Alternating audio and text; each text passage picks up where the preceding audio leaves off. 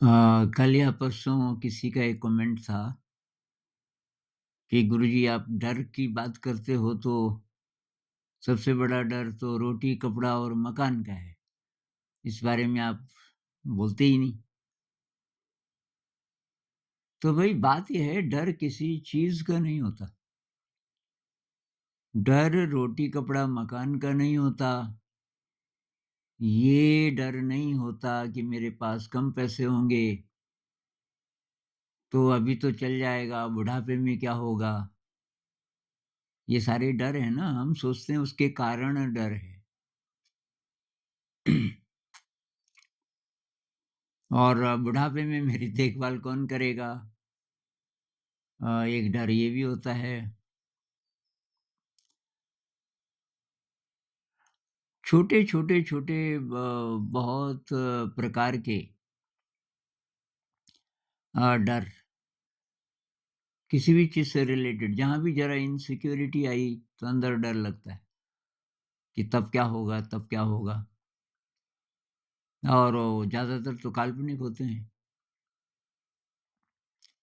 तो डर तो हमारे अंदर होता है। उसको हम प्रोजेक्ट करते हैं घटनाओं पर। और घटनाएँ नहीं हैं तो जिसकी आदत हो गई डरने की तो वो इमेजिन करता है। जैसे ये सब भविष्य के जितने डर हैं सब इमेजिनरी हैं। भविष्य तो कोई नहीं जानता ना क्या होगा। पर हम डरते क्यों हैं? क्योंकि हम ऐसी चीज़ों को इमेजिन करते हैं जिनमें इनसिक्योरिटी है। वो बचपन में ये कविता हमने पढ़ी थी ना कि बादलों से एक बूँद निकली और बस डरने लगी अब मैं पता नहीं धरती में कहाँ गिरूँगी, मैं धूल में गिर के समाप्त हो जाऊँगी, मैं आग में गिर के जल जाऊँगी। पता नहीं मेरा क्या होगा, क्या होगा, क्या होगा? तो कविता आगे कहती है कि तब तक एक बहुत बड़ा तूफ़ान आया और उस बूँद को बहा कर ले गया समुद्र की ओर और कोई सीप था अ, और उसका मुँह खुला था और वहाँ वो बूँद गिर के मोती बन गई। ऐसा बोलते हैं ना कि ये बारिश होती है तो ये जो शेल होते हैं समुद्र में सीपी और उसमें वो बूंद गिरती है और वो उसके अंदर जाके मोती बन जाती है। पता नहीं ये बात सही है कि नहीं हो सकता सिंबॉलिक हो लेकिन वो बूंद जो डर रही थी एक्चुअली हुआ कुछ और ही। तो कुछ भी इमेजिन करना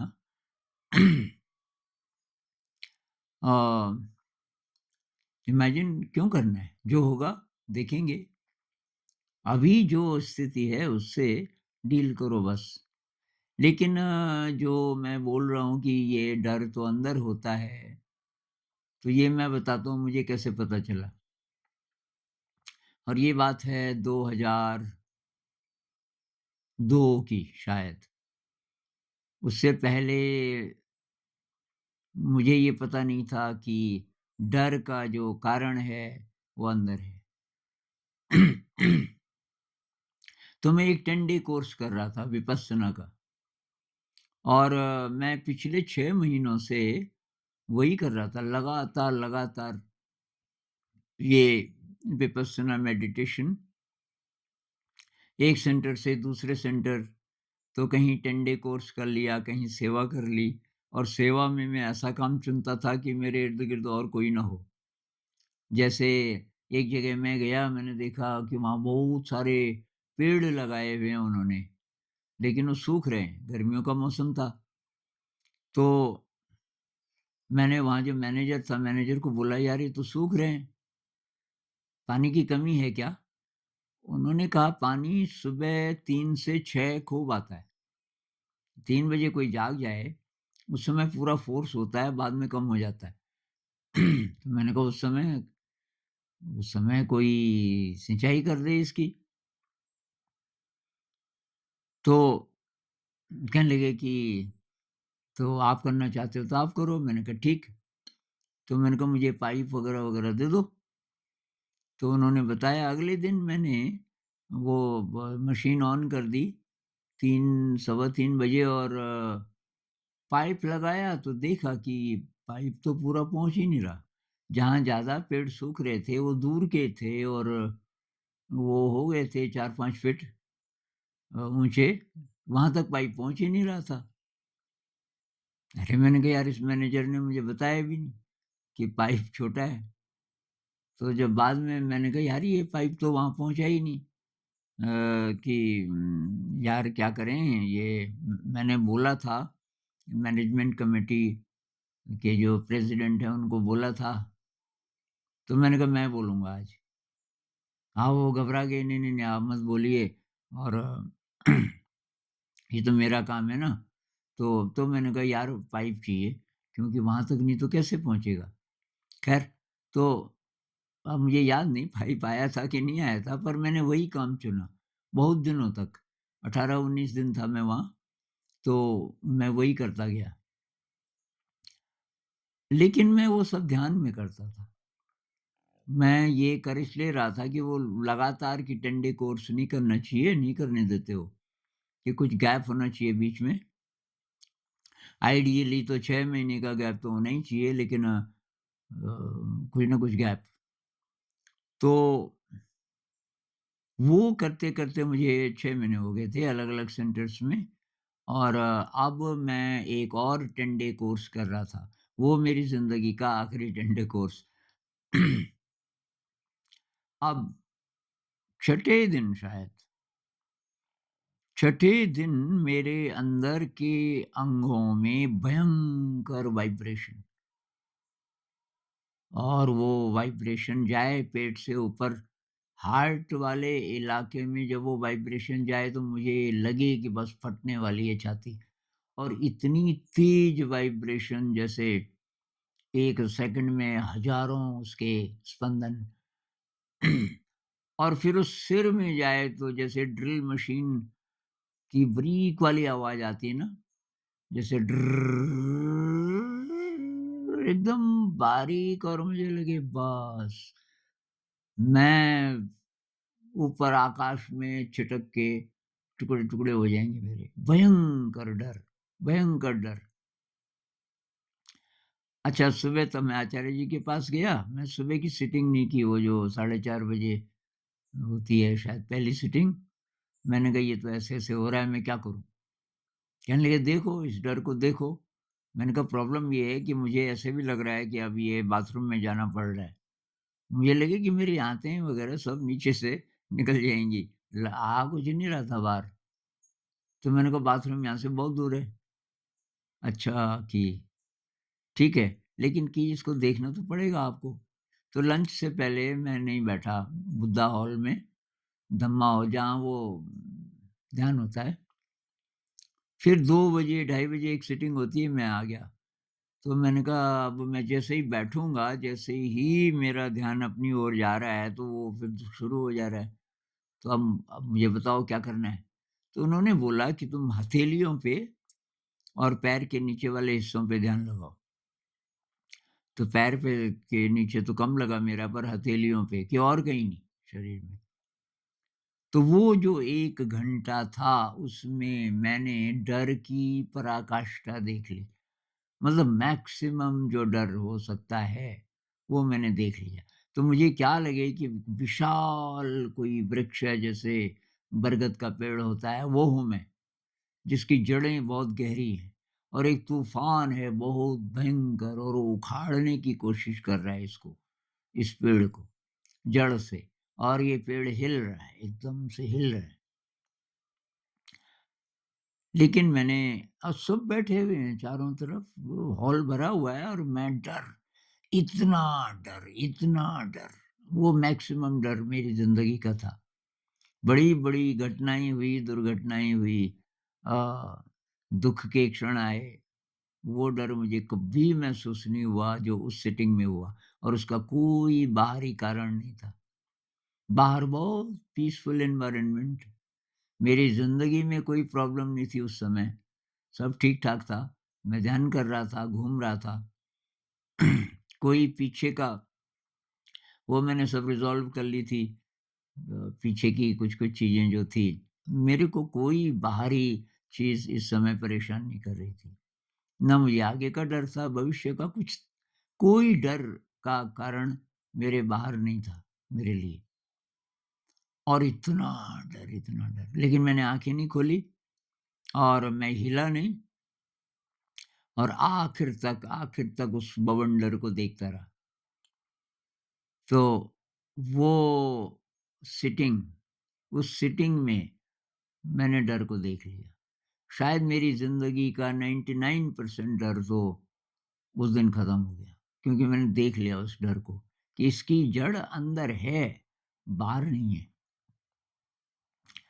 और उसके बाद जब भी मुझे अ, डर तो नहीं, पर डर से रिलेटेड कुछ भी हो, जैसे एंग्ज़ायटी है और थोड़ा-सा खराब लग रहा है मन को, इनसिक्योरिटी सी लग रही है, ऐसा कुछ भी, तो मैं बैठ जाता था। मुझे मालूम होता था ये अंदर है, अंदर मेरा ठीक हो जाएगा तो ये डर गायब हो जाएगा। और शुरुआत में जब ये प्रोग्राम शुरू हुआ एपीवी का, स्कूल का, सब इसको अपोज़ कर रहे थे। उससे मुझे प्रॉब्लम नहीं हो रही थी कि लोग अपोज़ कर रहे हैं, लेकिन फिर हमारे जो टीचर्स हैं, उन पे प्रभाव पड़ रहा था इसका। कॉन्फिडेंस नहीं कम हो रहा था। ये नहीं कि हम जो कर रहे हैं उसमें कोई कमी है। लेकिन ये कि अब सब लोग बोल रहे हैं, अब मुझे तो कोई कुछ बोल नहीं पाता था, पर टीचर्स को रोक लेते थे आते-जाते। वो जा रहे हैं बाज़ार कि ठहरो, क्या कर रहे हो तुम? और कुछ न कुछ बोल देते थे, ऊट-पटांग, ऐसे थोड़ी चलता है स्कूल। और तुमने असेंबली खत्म कर दी और वो डम डम डम ड्रम बजता था, वो नहीं, लाइनें नहीं हैं और इत्यादि। टाई नहीं पहनते बच्चे। अब टीचर्स बेचारे क्या करें, उनको सुनना पड़ता था। बहुत सीनियर लोग बोल रहे हैं। तो थोड़ा-सा मन खराब हो जाता था। अब किसी दिन ज़्यादा खराब हो, मैं सोता नहीं था तब तक, जब तक मेरा मन ठीक नहीं हो गया। मुझे याद है कि कुछ रातें ऐसी गुज़री कि मैं पूरी रात बैठा ही रह गया, ध्यान में, मतलब 5 घंटा, 6 घंटा, और उसके बाद वो खत्म हो जाता था। एंग्ज़ायटी खत्म, अ इनसिक्योरिटी की फीलिंग खत्म, सब खत्म। सुबह में बोलता है, यार ये प्रॉब्लम तो थी ही नहीं, मैं क्यों घबरा रहा था? कोई प्रॉब्लम नहीं थी। तो क्योंकि मुझे पता चल गया था डर का स्रोत अंदर है। तो भाई साहब, ये रोटी, कपड़ा, मकान पे आप प्रोजेक्ट कर रहे हो डर को, डर आपके अंदर है, तब तक रहेगा जब तक आप उसके साथ डील नहीं करोगे। डील करने के लिए आपको ये बेस्ट तरीका तो यही है भई, मेडिटेशन करो। मेडिटेशन में आप ये जो छोटा आपका हमारा जो छोटा दिमाग है ना, जो काम करता है आमतौर पे, जो सोचता है, जो व्याकुल होता है, जो हमें परेशान करता है, उसके पार पहुँच जाते हैं बीच-बीच में। तो ज़रा-सा भी आप पार पहुँचिए कुछ क्षणों के लिए, बीच-बीच में होता है ऐसा। ध्यान का अभ्यास आप करोगे, आपको पता चल जाएगा। कुछ सेकंड्स ऐसे आएँगे कि कोई चिंता नहीं, बाहर का कुछ नहीं, सब गायब हो गया। स्पेस गायब हो गया, टाइम गायब हो गया, चाहे 2-3 सेकंड्स के ही लिए सही। उस बीच आपने, जैसे कि डाउट होने लगे सूरज है कि नहीं आसमान में। लोग कह रहे हैं कि दिन का समय है तो सूरज होना चाहिए, पर मुझे तो दिख ही नहीं रहा। तो शायद नहीं है सूरज, मेरे आकाश में सूरज नहीं है। तब तक अचानक आप देखते हो एक जगह से बादल फटता है और वहाँ से सूरज दिख जाता है। 2-3 सेकंड के लिए फिर बादल आ जाता है। अब आपने देख लिया। अब आप देख रहे हो बादल ही बादल है, आपको मालूम है, इसके पीछे सूरज है। ऐसे ही तब बाहर की घटनाएँ तो वैसी की वैसी हैं, लेकिन उनसे पहले आप डर रहे थे, अब आप नहीं डर रहे। रोटी, कपड़ा, मकान हो, परीक्षा में फेल होने का डर हो और किसी भी प्रकार का डर हो। कुछ डॉक्टर ने बोला कि जी पूरे टेस्ट करने पड़ेंगे, कोई भयानक बीमारी लगती है आपको, बस आपके अंदर डर बैठ गया। तो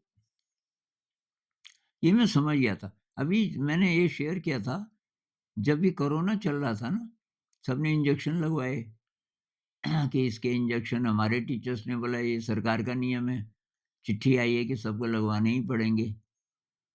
तो सबने लगाया, मैंने कहा भई मैं लिख के दे दूँगा, मैं मर गया तो मैं ही ज़िम्मेवार हूँ, मैं नहीं लगा रहा ये इंजेक्शन। मैं देखना चाहता हूँ कोरोना को, या तो डेथ आ जाएगी ज़्यादा से ज़्यादा और क्या होगा? मैंने नहीं लगवाया। तो ख़ैर मुझे हुआ भी नहीं, पर जब वो कोरोना वाला समय ख़त्म हो गया और स्कूल वग़ैरह खुल गए, एक दिन मुझे कुछ हुआ और खून की उल्टी हुई। मतलब खून ही रहा होगा, थिक था थोड़ा-सा और उसका रंग भी ज़रा ज़्यादा साँवला था, लाल तो था पर थोड़ा मरून टाइप का और वो बहुत ज़्यादा निकला, मतलब 1 किलो से ज़्यादा निकला वो बाहर। तो मैं बाथरूम में चला गया था क्योंकि बहुत गड़बड़ लग रही थी शरीर में। अब वहाँ वो जब हुआ तो मुझे लगा मैं बेहोश होने वाला हूँ, मैं चिल्लाया। तो 3 पुरुष थे उस दिन। इत्तेफ़ाक से कोई ये मैडम जी लोग नहीं थे, क्योंकि मुझे इतना होश नहीं था कि मैं अपने को सँभाल सकूँ, बाथरूम में बैठा था मैं और कपड़े-कुपड़े ठीक कर सकूँ, ऐसा भी नहीं। तो फिर उन्होंने मेरी मदद की किसी तरीके से, तो मैं थोड़ा साफ-सूफ हुआ, मैंने हाथ-वूथ धोए, लेकिन मैंने कहा, "भई मैं कभी भी बेहोश हो सकता हूँ।" तो मुझे उठा के ऊपर की मंजिल में मेरा कमरा है, ये वाला। तो जब वो ला रहे थे, मैं 3 बार बेहोश हुआ, कुछ-कुछ सेकंड्स के लिए और फिर फटाफट मैंने कहा, "भई बिस्तर लगाओ, मुझे लिटा दो।" वो गर्म पानी, हॉट वाटर बॉटल दे दिया उन्होंने और अब बाथरूम में उनकी थोड़ा नज़र पड़ी, हालाँकि मैंने ज़्यादा तो बहा दिया था, मैंने कहा, "अब ये तो डर जाएँगे।" पर कुछ-कुछ बाहर रह गया था। तो उन्होंने बोला, "ये क्या हुआ?" तो मैंने कहा, "यार थोड़ा उल्टी जैसे हुई कि उसमें खून निकला।" हाँ, मैंने कहा, "थोड़ा-सा, कोई ख़ास बात नहीं, गंध रहा होगा वो। मेरे ख़्याल से ज़्यादा ध्यान हो गया, तो ज़्यादा ध्यान से वो कहीं कोई गाँठ रही होगी और वो टूट गई होगी, फट गई होगी तो कोई किसी नस पे असर हो गया होगा, वो ठीक हो जाएगा।" ये सब परेशान। इन्होंने कहाँ-कहाँ फ़ोन किए, कुछ दोस्त हमारे अमेरिका में रहते हैं, उनको भी। वहाँ एक डॉक्टर हैं हमारी दोस्त, कि ऐसा-ऐसा हुआ। उन्होंने कहा ये कोरोना का भी कोई रूप हो सकता है और ये हो सकता है, वो हो सकता है। तो सुबह मैं किचन में चला गया खाना खाने। उन्होंने देखा, "आप ठीक हो?" मैंने कहा, "हाँ, काफ़ी ठीक तो हो गया मैं, थोड़ा-सा है, थोड़ा-सा गिड्डी फ़ील कर रहा हूँ, थोड़ा-सा सिर-सा घूम रहा है, लेकिन 3 दिन में मैं परफ़ेक्ट हो जाऊँगा, चिंता मत करो। ये जो भी निकला ये अच्छा था, ये गंध था मतलब अंदर जमा, तो ये अच्छा हो गया।" वैसे हुआ, तीसरे दिन तक मैं पहले से ज़्यादा तरोताज़ा और फिर ज़्यादा ध्यान भी होने लगा। लेकिन मैं घबरा जाता और अगर मान लीजिए कि मैं करोड़पति होता, बहुत बड़ा बिज़नेसमैन होता, किसी बड़े हॉस्पिटल में चला जाता, तो लाखों का तो बिल आता। फिर उस शरीर के साथ पता नहीं क्या-क्या करते। कितने इंजेक्शन और क्या पता बोलते कि ऑपरेशन होगा, ये हो गया और वो हो गया, वो हो गया। तो इन्होंने बोला डॉक्टर को बुलाएँगे, मैंने कहा खबरदार किसी को नहीं बुलाना, 3 दिन वेट करो, मैं ठीक हो जाऊँगा। और जब मैं ठीक हुआ तो इनको इतना आश्चर्य, अरे यार मैंने कहा मेरे को महसूस हो रहा था ना कि ये जो निकला ये गंध था और उस समय मैं बेहोश इसलिए हुआ थोड़ा-थोड़ा बीच में, हालाँकि इनको नहीं पता चला, मैंने बाद में बताया, वो इसलिए कि अचानक हुआ, तो एडजस्ट नहीं कर पाया मेरा शरीर उतनी जल्दी। तो तो वही डर जो है ना, डर गए तो तब कॉम्प्लिकेटेड हो जाती है ज़िंदगी और 99% आपका डर बिल्कुल बेकार है। मतलब इमेजिनरी है। 1 आध प्रतिशत जो रियल है, तो वो तो इतनी प्रॉब्लम नहीं होती। रियल डर क्या होता है कि आप जा रहे हो, लेपर्ड की आवाज़ सुनाई दी। अब यहाँ हमें तो रोज़ ही सुनाई देती है, लेकिन मान लीजिए कि आप प्लेन से आए और आप बहुत डरते हो। आप पूछते हो यहाँ लेपर्ड होते हैं कि हाँ जी होते हैं। सामने आ जाते हैं, सामने नहीं, इंसान को कोई खतरा नहीं है। अब आप अपने कमरे में जा रहे थे, टॉर्च थी, अकेले थे और लेपर्ड की आवाज़ आई। और आवाज़ को आप पहचानते हो। अब आप तो ये डर नेचुरल है क्योंकि सचमुच है लेपर्ड, सचमुच उसकी आवाज़ सुनाई दे रही है। या रास्ते में अचानक आपको लगा कि कुछ है और आप सोचते हो कि ये साँप है टेढ़ा-मेढ़ा। अचानक जो डर लगता है, पेट में कुछ होता है, छाती में कुछ होता है, वो नेचुरल है, वो बायोलॉजिकल है। और फिर आपने टॉर्च चमकाई, देखा लकड़ी है टेढ़ी-मेढ़ी। अरे यार! अब लकड़ी दिख भी गई तब भी अभी डर बाकी है अंदर, क्योंकि वो फैल गया पूरे शरीर में। वो एड्रेनालिन क्या-क्या बोलते हैं। तो वो नेचुरल है, वो तो ज़्यादा देर नहीं टिकता। तो कोई न्यूरोलॉजिस्ट तो बोलेगा कि भई आपके अंदर अच्छे रसायनों की कमी है, एक तो। ये सेरोटोनिन की कमी है और डोपामाइन भी कम है, गाबा कम है, ऑक्सीटोसिन कम है वगैरह। इस भाषा में वो बोलेंगे कि आपके ब्रेन में ये जो न्यूरोट्रांसमीटर्स हैं, ये कुछ-कुछ हार्मोन्स हैं, ये ठीक काम नहीं कर रहे, इसलिए आपको इतना ज़्यादा डर लगता है।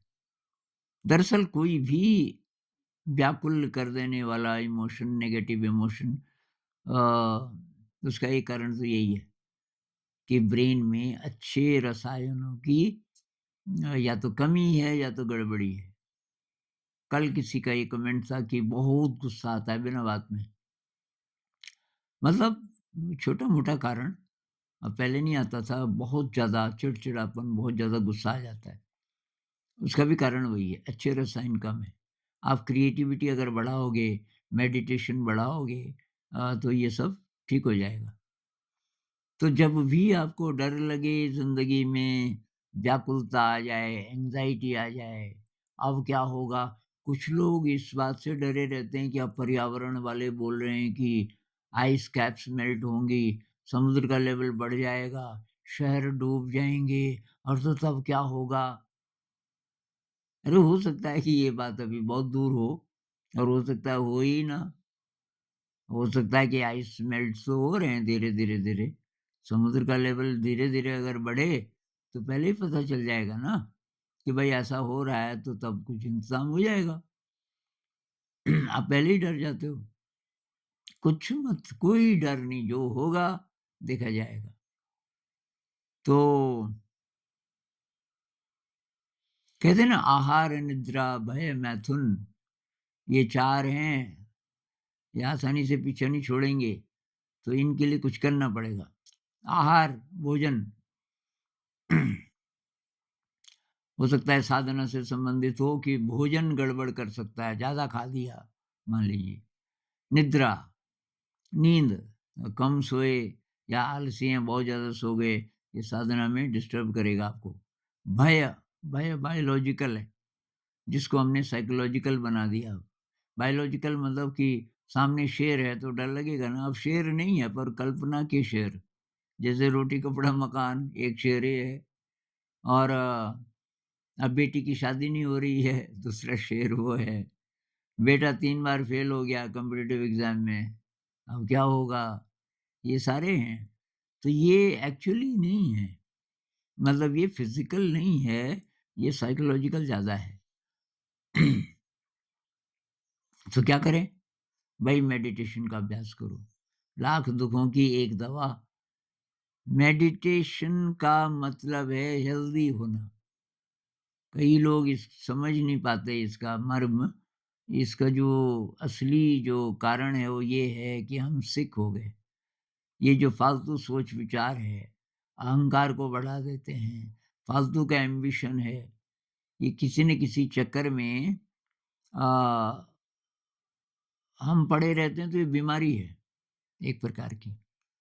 और अगर हम हेल्दी हो जाएँ, तो ये सारी चिंताएँ वगैरह, वगैरह, वगैरह सब गायब होने लगेंगी। हेल्दी होने का एक तरीका है मेडिटेशन। और जैसे आप जाते हो ना, जिम जाते हैं कुछ लोग, बॉडी बिल्डिंग के लिए क्या-क्या करते हैं, कितना टाइम निकालते हैं। फिर बोलते हैं कि जी वो मेडिटेशन के लिए टाइम नहीं निकल रहा। अरे ये जिम जाना बंद कर दो, वो एक्सरसाइज़ आप डांस करो घर में, उससे बढ़िया एक्सरसाइज़ हो जाएगी। 2-4 योगासन कर लो, बाकी डांस को विगरस डांस, कोई भरतनाट्यम वगैरह नहीं, शरीर जैसे डांस करना चाह रहा है। कमरा बंद कर दो कैसे भी, आधा घंटा आप डांस कर लो तो ये बहुत ज़्यादा आपके शरीर को जो चाहिए एक्सरसाइज़ वो आपको मिल जाएगी। तो टाइम तो निकाल सकते हो आप। तो मेडिटेशन करो, प्राणायाम कर लो उससे पहले थोड़ा, थोड़ा क्रिएटिविटी बढ़ाओ ज़िंदगी में, थोड़ा देने का भाव बढ़ाओ, ये एम्बिशन वगैरह कम करो, ज़रा ईगो को चेक करो अपने अहंकार को, तो कोई एंग्ज़ायटी नहीं, सब गायब हो जाएगा। तो नमस्कार।